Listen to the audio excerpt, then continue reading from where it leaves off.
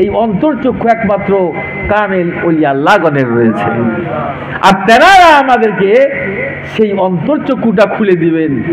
তারপরেই আমরা নবীকে চিনতে পেরে যাব, আর নবীকে যখন আমরা চিনব আল্লাহকে চিনতে পেরে যাব। শুধু এই পান পরাগ খাবে আর তেরেঙ্গা পিঠে বড় জামা মাথা টুপি মুখে দাঁড়িয়ে দিয়ে আর গল্প গুচ্ছ করবে, ওই জবানের কথা কি হবে? সে আমল করতে হবে। ইন্না আকরামাকুম ইনদাল্লাহি আতকাকুম। আমার আল্লাহ তাআলা জানিয়ে দিলেন, বান্দা শোনো শোনো, না আল্লাহর কাছে সব থেকে মর্যাদাশীল ওই ব্যক্তি হবে, আমার কাছে সব থেকে মূল্যবান, আমার কাছে মর্যাদাশীল ওই ব্যক্তি হবে যে যতটা বেশি তাকওয়া পরেজগারি অর্জন করেছে। জোরে বলো, ইয়া নবী মুহাম্মদ, ইয়া রাসূল মুহাম্মদ, ইয়া নবী মুহাম্মদ, ইয়া রাসূল মুহাম্মদ, তুমি মোর শাফাত, তুমি মোর শাফাত। পেলে দিদার একটি বার, পেলে দিদার একটি বার, তোমাকে খোদার কসম কলিজার খুন দিয়ে তখন, কলিজার খুন দিয়ে তখন ধোয়াবো তোমার কদম। জুড়ে বলুন না সুবহানাল্লাহ। বিশ্ব নবীকে দেখলে মনের সবার আশা হয় যে আল্লাহ রসুলকে যদি আমরা দেখতাম, আমরা খুন মোবারক দিয়ে তার পাদুকা মোবারক ধুয়ে দিতাম। জুড়ে বলুন না। ইয়া নবী মুহাম্মদ, ইয়া রাসূল মুহাম্মদ, তুমি মোর শাফাত, তুমি মোর শাফাত। পেলে দিদার একটি বার, তোমাকে খোদার কসম কলিজার খুন দিয়ে তখন ধোয়াবো তোমার কদম। ওয়াইস করুনি দেখিনি,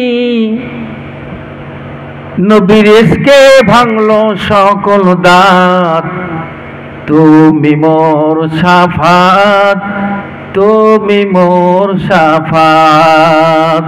পেলে দিদার একটি বার, তোমাকে খোদার কসম কলিজার খুন দিয়ে তখন ধোয়াবো তোমার কদম। আল্লাহুম্মা সাল্লি আলা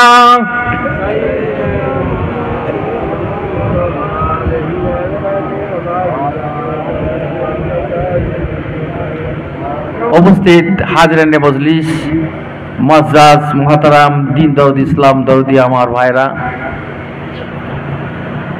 যে আজকে এই পবিত্র উর্সিকুল মজলিস বাহাদুরপুর এই বারাইপুর ঝিঁকি না কি বলে ঝিঙ্কি কামেল মুর্শিদের হুকুমে এই মজলিস অনুষ্ঠিত হয়েছে। আর আমি কেবল তারই আদব রক্ষার্থে আপনাদের সম্মুখে দাঁড়িয়েছি। আমার মধ্যে সে ইলম নেই, সে জ্ঞানও নেই।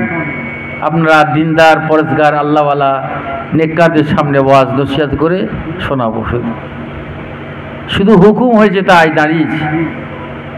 আল আমরু ফাওকাল আদব, এই আদবটা হলো সব থেকে বড় জিনিস।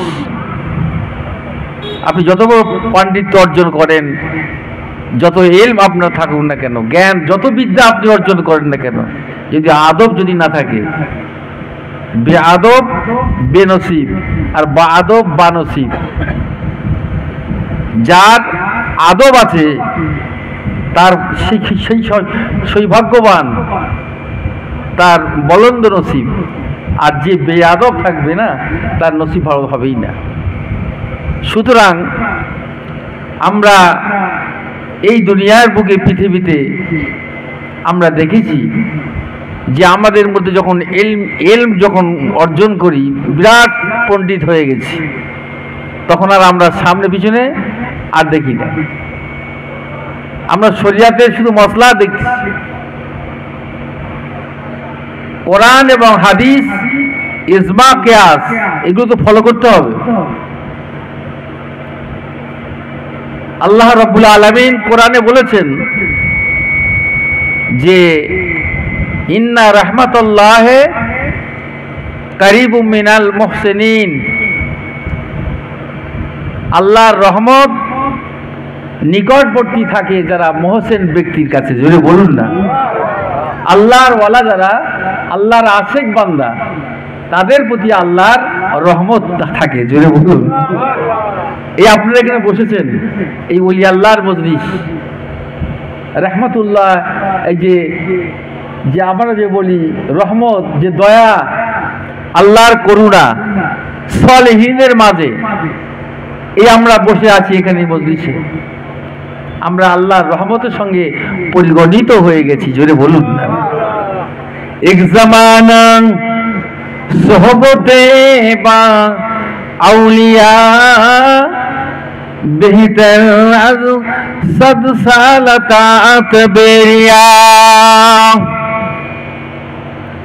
কিছুক্ষণের জন্য যদি আল্লাহর অলির মজলিসে যদি বসতে পারেন,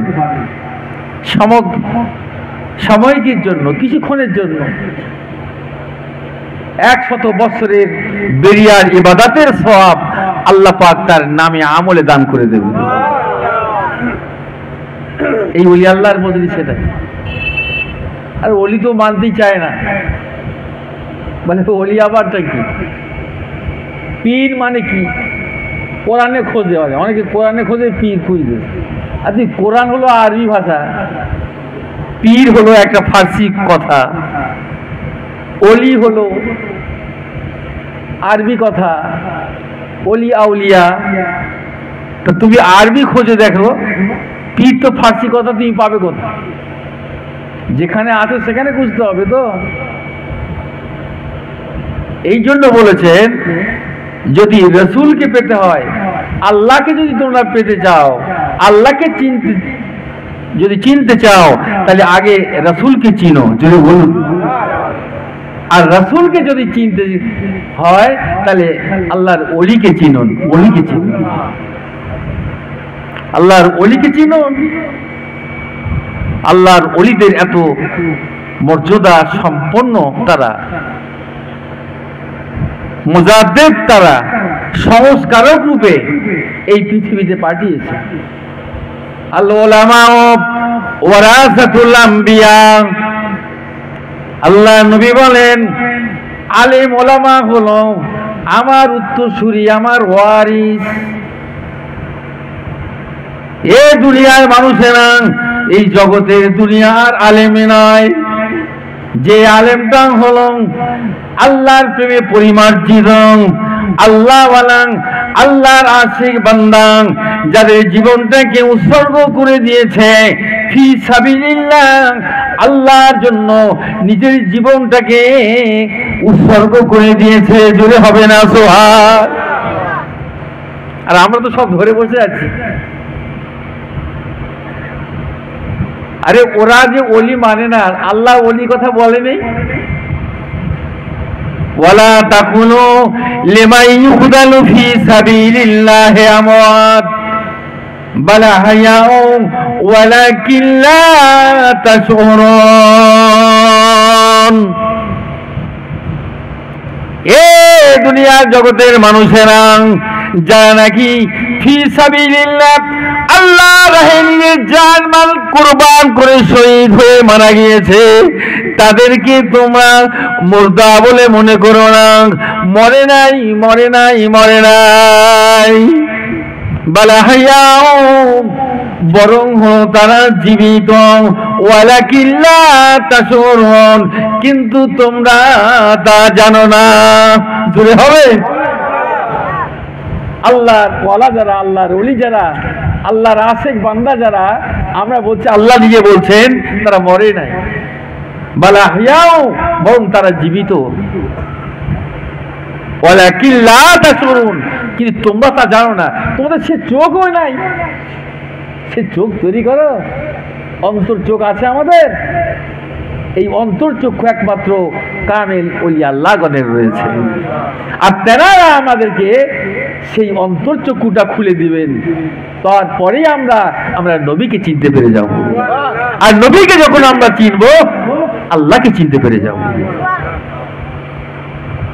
শুধু এই পান প্রাগ খাবে আর তেরেঙ্গা পিঠে বড় জামা মাথা টুপি মুখে দাঁড়িয়ে দিয়ে আর গল্প গুচ্ছ করবে, ওই জবানের কথা কি হবে? সে আমল করতে হবে। ইন্না আকরামাকুম ইনদাল্লাহি আতকাকুম, আমার আল্লাহ তাআলা জানিয়ে দিলেন, বান্দা শোনো শোনো, না আল্লাহর কাছে সব থেকে মর্যাদাশীল ওই ব্যক্তি হবে, আমার কাছে সব থেকে মূল্যবান, আমার কাছে মর্যাদাশীল ওই ব্যক্তি হবে যে যতটা বেশি তাকওয়া পরেশগারি অর্জন করেছে। জোরে বলুন। আর আমি আপনি এর বাড়ি তার বাড়ি খেয়ে বেড়াচ্ছি, মুক্ত পাখির মতো খেয়ে বেড়াচ্ছি। একটা পালা পড়েছে, ইমাম সাহেবের 35 ঘর খেতে হবে, সে আর কি জানে কে কি করছে না করছে, তার খানা আছে কি খেয়ে যায়, আর মুখে বলছি ফতোয়া দিচ্ছি, খেয়েছি কি সেদিকে তার লক্ষ্য নেই। ও যা আপনি জায়গা তো সব আলাদা জায়গা। এই তাকওয়া হলো সব থেকে মেন। নামাজ পড়ে কিছু হবে না যদি আল্লাহর ভয় তোমার অন্তরে না থাকে, নবীর প্রেম যদি তোমার দিলে না থাকে, তোমার ইবাদত, তোমার নামাজ, তোমার রোজা, তোমার হজ, তোমার যাকাত, তোমার দান, তোমার খয়রাত কোনো কাজে আসবে না। আবার এক দল বেরিয়ে গেছে, তারা বলতেছে যে নবী কে জাহান্নামী আর কে জান্নাতি তিনি নিজেই জানে না। জোরে বলুন নাউজুবিল্লাহ।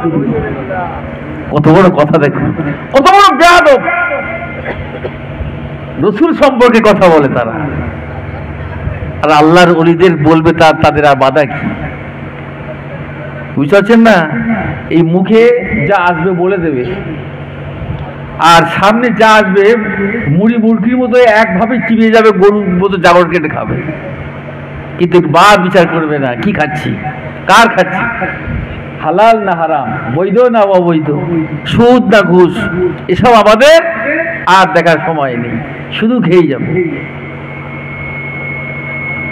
আল্লাহ নবী, বিশ্ব নবী, আমার দয়ার নবী, রাহমাতুল লিল আলামিন, খারাজা রাসূলুল্লাহ সাল্লাল্লাহু তাআলা ইসলাম মিন বাইতি। আল্লাহ নবী যখন হুজরা শরীফ থেকে বার হলেন, সাহাবীরা সামনে বসে আছেন, আল্লাহর হাবিব বললেন, ও সাহাবীরা, তাদেরই মা হাজার কিতাবানে ইয়াদানে, ও আমার সাহাবীরা তোমরা কি জানো আমি নবী রাসূলুল্লাহ, আমার হাতে যে দুটো কিতাব আছে এই কিতাব সম্বন্ধে তোমাদের কি কিছু জ্ঞান আছে, তোমরা কি জানো? হুজুরা বললেন কলুলা, না হুজুর আমরা জানি না তো, এটা আল্লাহু রাসূল আলাম, আল্লাহ এবং আল্লাহ রাসূল জানেন। এই দুনিয়ার আলেমরা যা তোমরা বলছো নবী কিছু জানে না, কে জান্নাতি হবে কে জাহান্নামী হবে, তিনি গায়েবের খবর জানেন না, তিনি হাজির নন নাজির নন। এ জ্ঞান তোমার থাকবে না, কেননা তোমার মধ্যে সে ইলমে তাসাউফের জ্ঞান তোমার মধ্যে আসে নাই, আল্লাহ নবীর প্রেম তোমার মধ্যে আসে নাই, তুই শুধু নামাজই পড়ছিস।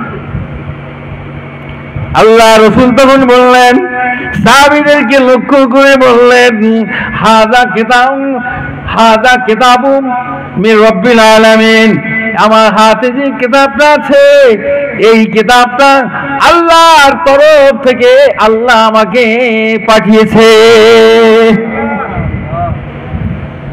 এই কিতাবটা আল্লাহ আমাকে পাঠিয়েছে আমার কাছে, ডান হাতের কিতাব কোরআনে কারীম।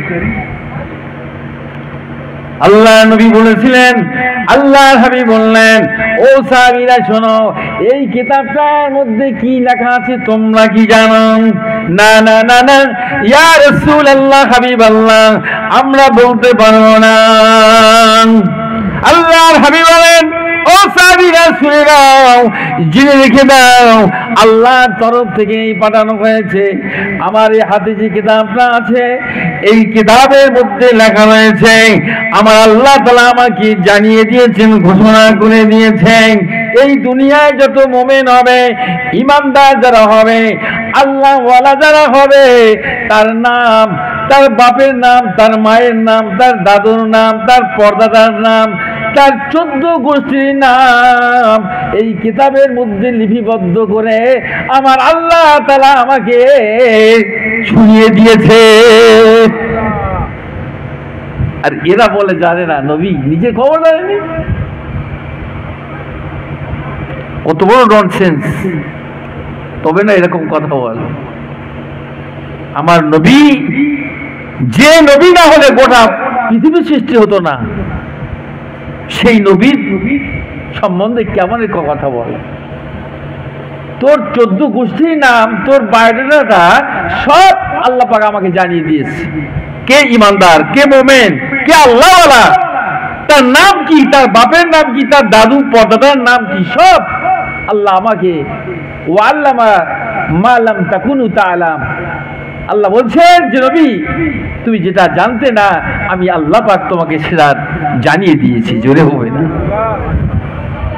আল্লাহ নবী ওই সময় বাম হাতের কিতাবটা দেখে বলতে লাগলেন, ও সাহাবী শোনো শোনো, এই কিতাবের মধ্যে আমার আল্লাহ তাআলা আমাকে জানিয়ে দিয়েছে, যারা নাকি ইনকার করবে, অস্বীকার করবে, যারা কাফের হবে, মুনাফিক হয়ে যাবে, যারা নাকি গুনাহগার হবে, তার নাম, তার বাপের নাম, তার দাদুর নাম, তার খালুর নাম, তার 14 গোষ্ঠীর নাম আমি আল্লাহ, আমার আল্লাহ তাআলা, আমি নবী রাসূলুল্লাহ আমাকে জানিয়ে দিয়েছেন। জোরে বলুন সুবহান।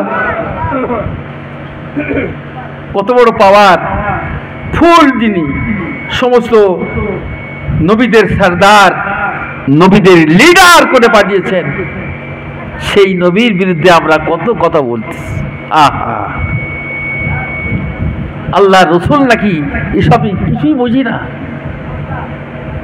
হযরত জিবরাইল আলাইহিস সালাম তিনি আসতেন, আল্লাহ রসুলের 63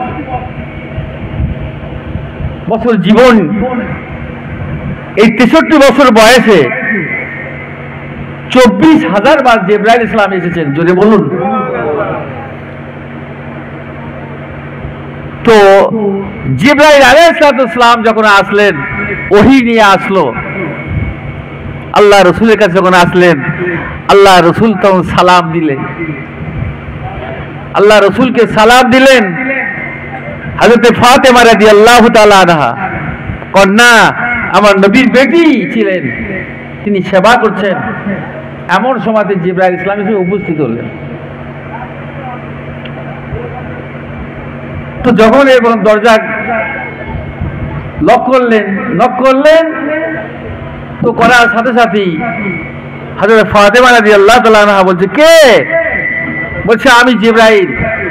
বলে, দরজাটা খুলে দাও। বলছে, আমার আব্বা এখন আরাম করছে। জোরে হবে না?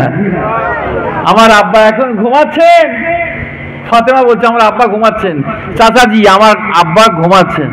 চাচাজি বলে সম্বোধন দিয়েছে। জিবরাইল ইসলাম একটু রাগ হয়ে গেল।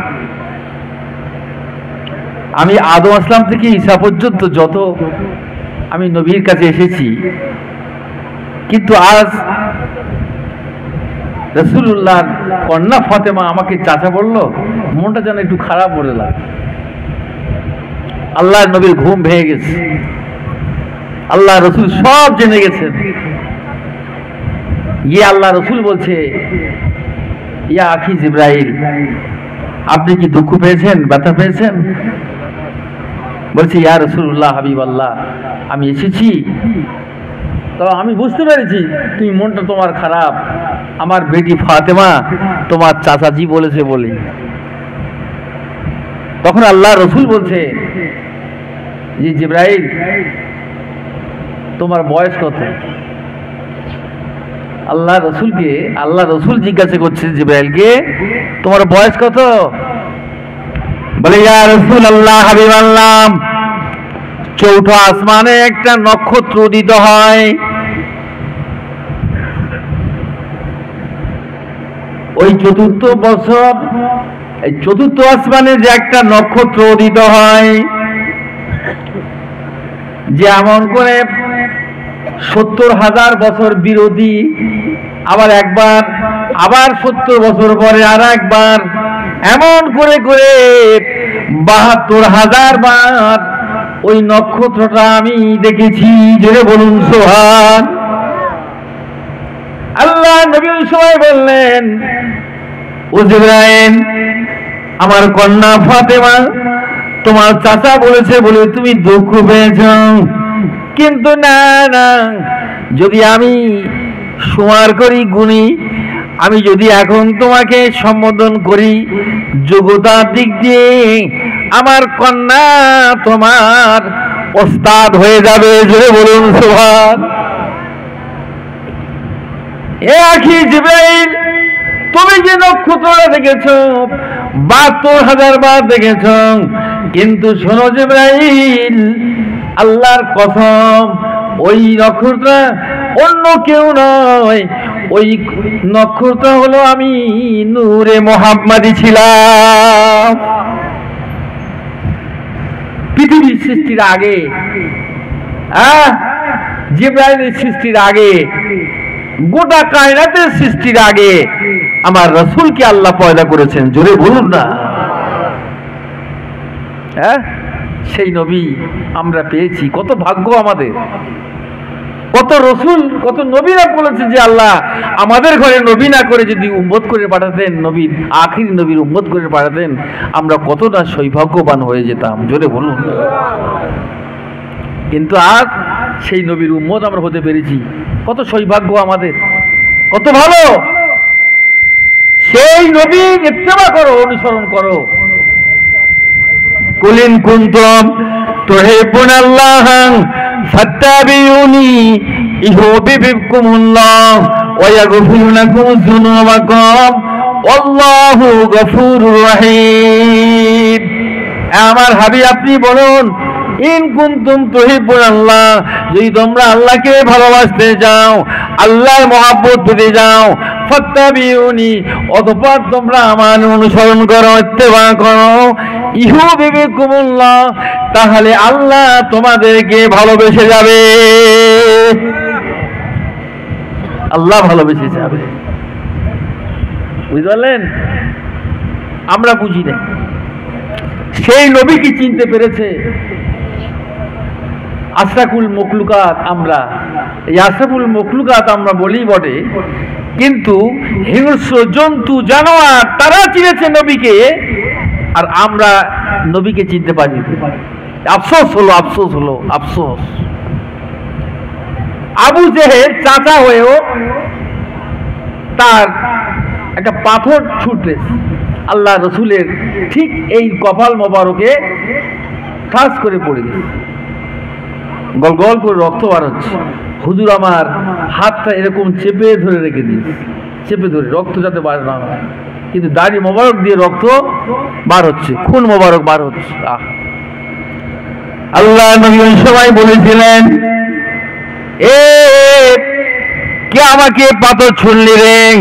আমি তো কারো ক্ষতি করি নাই, আমি কারো কষ্ট দিই নাই, আমার বাবাও নেই, আমার মাও নেই, আমি জীবনে কোনো মিথ্যা কথা বলি না, আমি কারো ওয়াদা খেলাপ করি না, আমানতের মাল খায়ানাত করি না, কে আমাকে মারলি রে?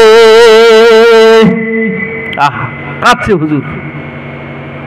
ওই শয়তান হুজুর কি করলেন, হাতটার আঙুলটা ছড়িয়ে চোখটা চাপা দিয়ে এরকম আর দেখে যে ওই যে আবু জেহেল খিলখিল করে হাসছে।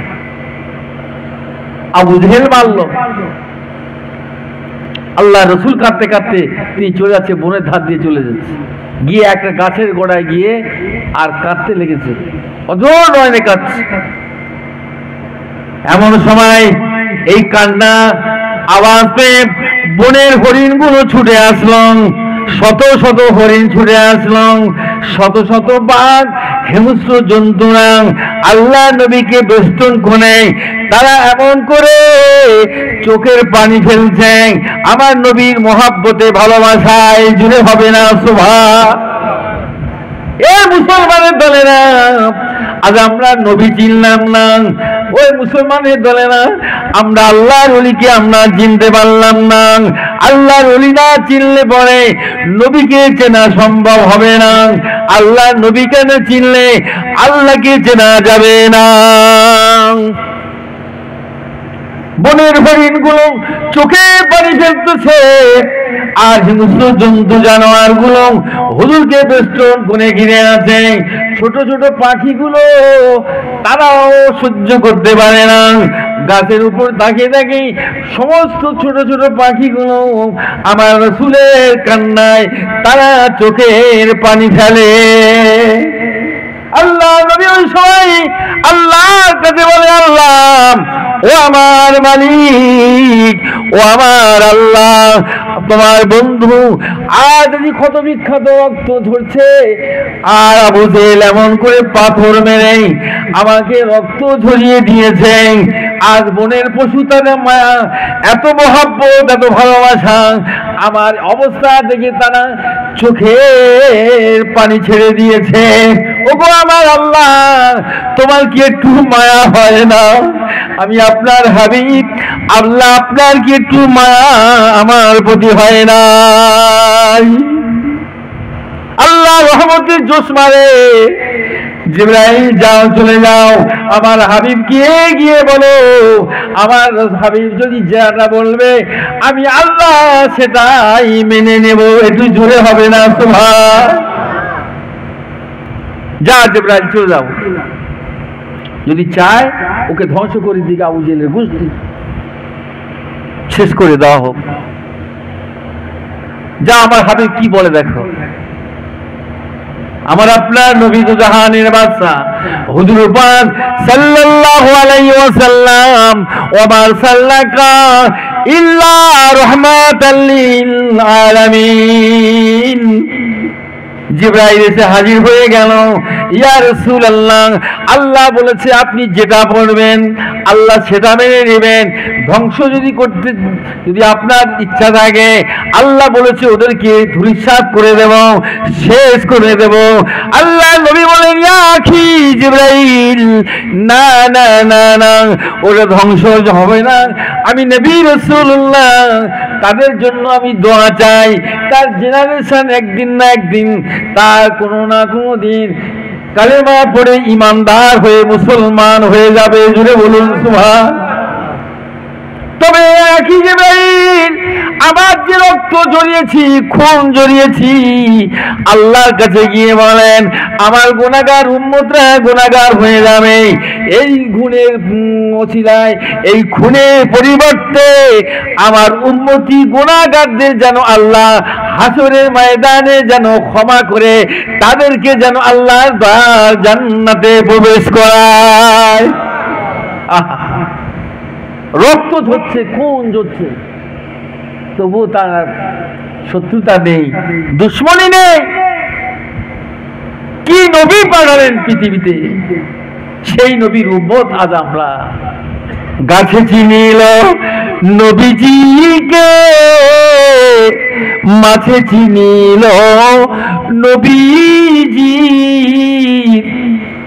উম্মত হইয়া চিনিলাম না গো, চিনিল বনের হরিণী, বলো লা ইলাহা, জোরে জোরে বলেন, লা ইলাহা ইল্লাল্লাহ, লা ইলাহা ইল্লাল্লাহ মুহাম্মাদুর রাসূলুল্লাহ সাল্লাল্লাহু আলাইহি ওয়াসাল্লাম। বনের হরিণ, মাছ, গাছ তারা চিনেছে, আমার রসুলের তারা পর্যন্ত চিনেছে। আল্লাহ রসুল যখন হাঁটতেন আসমানের মেঘ ছায়া দান করতেন, জোরে বলুন না। আল্লাহ রসুল যখন যেতেন গাছগুলো আল্লাহ রসুলের দিকে অগ্রসর হয়ে ছায়া দান করতেন, জোরে বলুন। কি নবী, কি রসুল! আজ আমরা হতভাগা, চিনতে পারিনি। আবু জেহেল চিনতে পারিনি। আবু জেহেল প্ল্যান করেছে একে শেষ করে দেওয়া হোক। আবু তালেবের কাছে বলছে, এ আবু তালেব, 3টি অফার আছে, দেখো তোমার ভাতিজা কি বলতে চায়। যদি সম্পদশালী হতে চায় তার সম্পদশালী বানিয়ে দেব। ভালো মেয়ে, সুন্দরী, সব থেকে সুন্দরী মেয়ে বিবাহ করতে চায়, তার বিবাহ দেওয়া হবে। এই সিংহাসনের রাজত্ব তাকে দেওয়া হবে। তবে শর্ত হলো এই কালেমা জবান থেকে মুছে দিতে হবে, জবান থেকে বন্ধ করে দিতে হবে। দেখো তোমার ভাতিজা কি বলে। আবু তালেব মুস্কি হাসা হেসে বলছে, ভাতিজা কত সুন্দর কথা, 3টি অফার, কোনটি চাও বাবা? সিংহাসন চাও, সম্পদশালী হতে চাও, সুন্দর নারী তোমাকে বিবাহ দেওয়া হবে, তুমি কোনটাই চাও? আল্লাহর হাবিব বলেছিলেন, আল্লাহ নবী বলেছিলেন, ও আমার চাচা, না না না, আমি নবী রাসূলুল্লাহ আমার ডান হাতে যদি আসমানের সূর্যটা যদি এনে দেওয়া হয়, আমার হাতে যদি দেওয়া হয়, আমার বাম হাতে যদি আসমানের চন্দ্রটা যদি আমার বাম হাতে এনে দেওয়া হয়, কিন্তু এই কালেমা আমার জবান থেকে কেউ মুছাতে পারবে না। একটু জোরে বলো।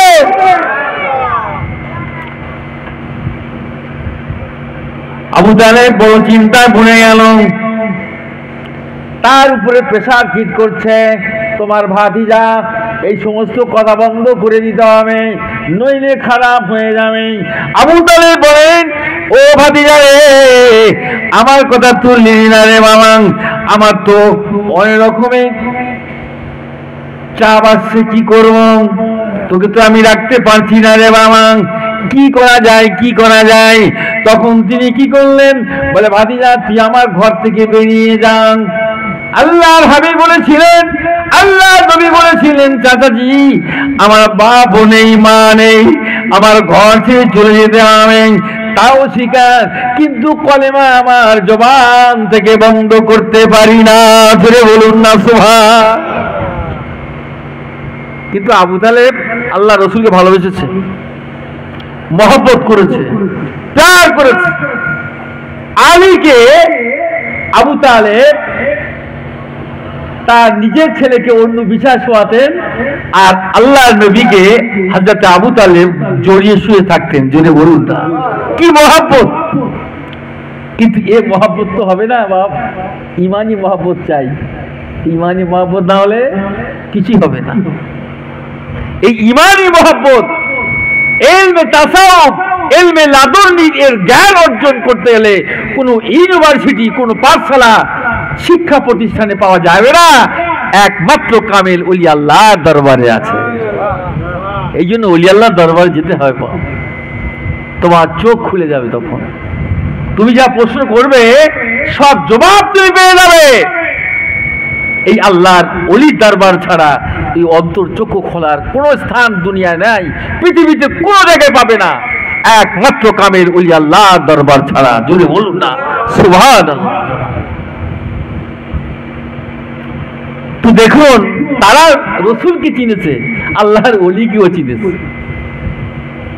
তো একটা হরিণ বলছে, দেখো এরকম করে রসুল কিন্তু জুড়িয়ে ধরে তাহলে হবে না, শুধু আমাদের চোখের পানি ফেললে হবে না, তা কি করা যাবে? আরে চলো একবার আল্লাহ রসুলের চাচা আমির হামজাকে খবরটা দাও যে নবীর মাথা ফেটিয়েছে, দেখেছি আবু জেহেল মাথা ফাটিয়ে দিয়েছে, কান্নাকাটি করছে জঙ্গলে, আর তার জন্য আমরা বেষ্টন করে চোখের পানি ফেলবো, কোনো কাজ হবে না, কে আছো প্রস্তুত নাও। তার মধ্য দিয়ে একটা হরিণ সে প্রস্তুতি নিল, বলে আমি যাব, আমি আমির হামজার ঘরে গিয়ে এই সংবাদটা পৌঁছে দেব। জোরে বলুন না সুবহানাল্লাহ। আল্লাহর কাছে দোয়া করলো, আল্লাহ তুমি আমার জবান শক্তি দাও, তোমার হাবিবের প্রেমের কথা, তাকে যে প্রহার করেছে, মেরেছে, রক্ত মাথা থেকে রক্ত বার হচ্ছে, এই খবরটুকু অন্তত আমি গিয়ে আমির হামজার কাছে কানে পৌঁছে দিয়ে আসবো। জোরে বলুন। তার কিন্তু দুটো বাচ্চা রয়েছে, তো মা দেরি করে যাচ্ছে, বলছে মা তুমি চলে যাও, দেরি করো না, যতক্ষণ না আমির হামজা আমাদের কাছে না আসবে মা, আমি তোমার দুধ পান করব না। জোরে বলুন না সুবহানাল্লাহ। তো এবার কি করলেন, চলে গেলেন। আমির হামজা রাদিয়াল্লাহু তাআলা আনহু ঘোড়ার পিঠে উঠেছেন শিকার করতে বার হবে বলে, সে শিকারী, কিন্তু হরিণ এদিকে বলতে গেল আমি আসতে পারি, না হতে আসতে পারি, হয়তো আমি আমির হামজার হাতে শিকার হয়ে যেতে পারি।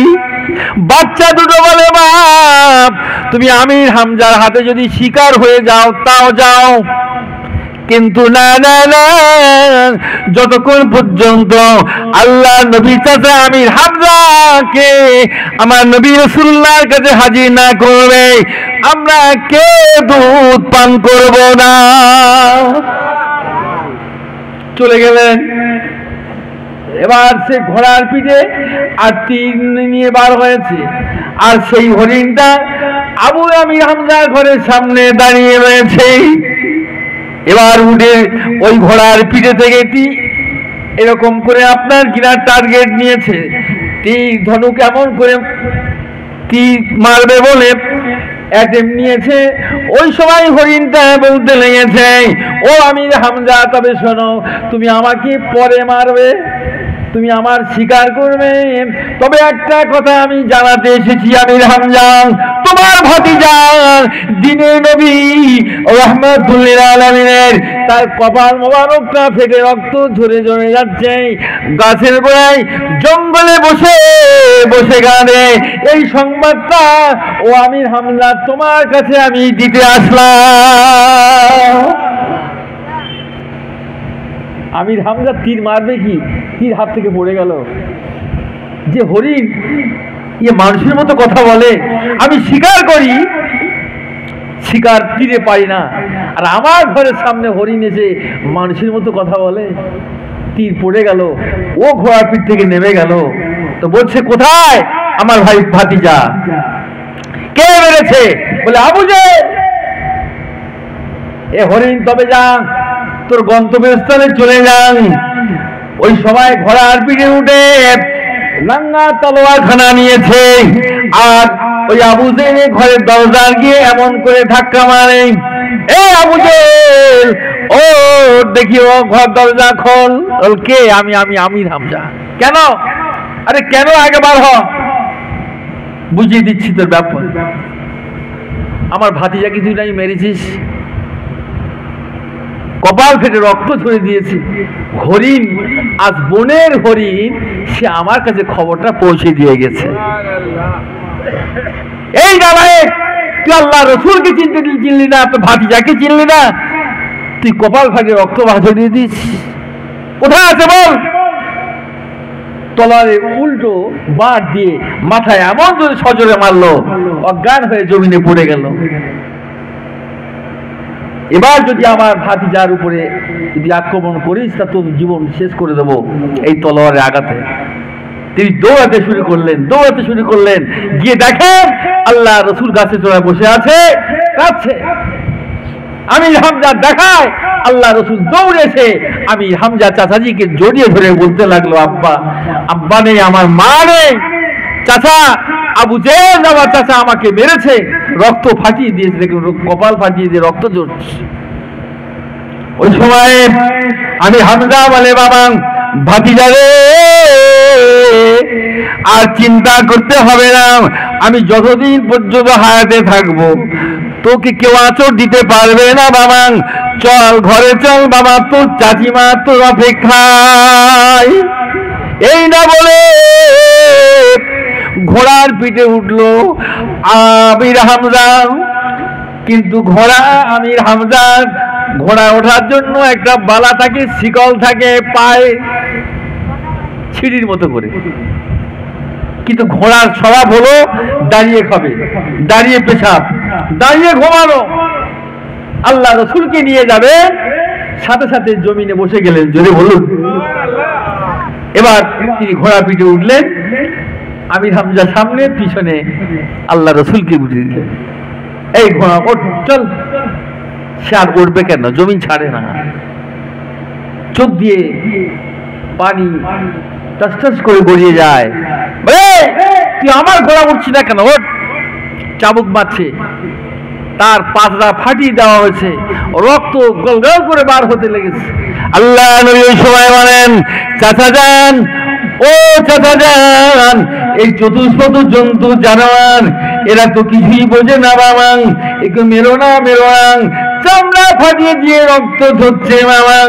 ও চাচা যান, এই চাবুকের আঘাতে যদি মেরে মেরে মেরে চাবুকের আঘাতে যদি শেষ হয়ে যায়, ওর যদি মৃত্যু হয়ে যায়, কিন্তু জমিন ছেড়ে এক কদম বাড়বে না, ছেড়ে হবে না। সুবহান।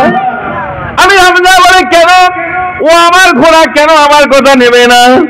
আল্লাহর হাবিব বলেন, চাচা যান, আপনি পিছনে বসুন, আর আমি নবী মুহাম্মদ রাসূলুল্লাহ আপনার ভাতিজা হতে পারি, আমার সামনে বসিয়ে দিন, আর আপনি পিছনে বসুন। ওই ঘোড়া সামনে যেতে লাগবে, জোরে হবে না।